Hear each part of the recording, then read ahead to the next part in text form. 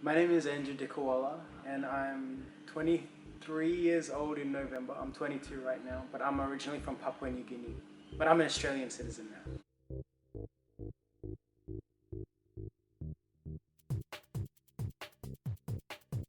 I've been a Christian pretty much all my life. Grew up in a church home, like a pastor's house. I was a PK, pastor's kid. My earliest memories and stories of being Christian start very young, mainly because my upbringing has always been around church. I've always sort of known that I was a Christian, like not in the sense where I was aware that I was saved, but I knew that I was raised to be Christian. It's pretty much my DNA. Yeah, I think the revelation of what it's like to be an active participant in your faith came like a lot later, like so recently.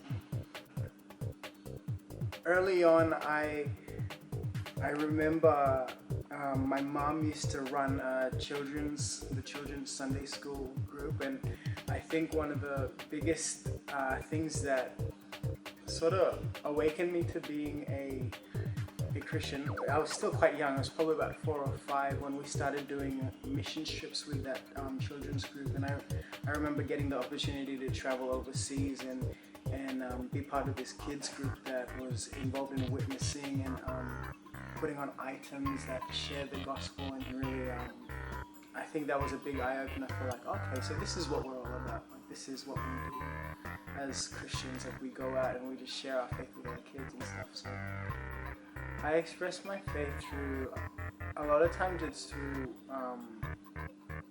song, through music. Because I grew up with the old stuff, like the Ron Canolis and the Darlene Checks, like that generation that was before what's current, and I kind of like that sound a lot.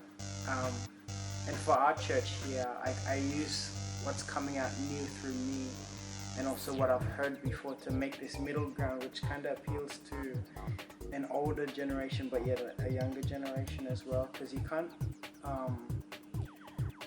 be too young to forget the older generation. You can't be too old to forget the younger generation. So I think what the Lord's kind of gotten me to do is to mix the old with the new.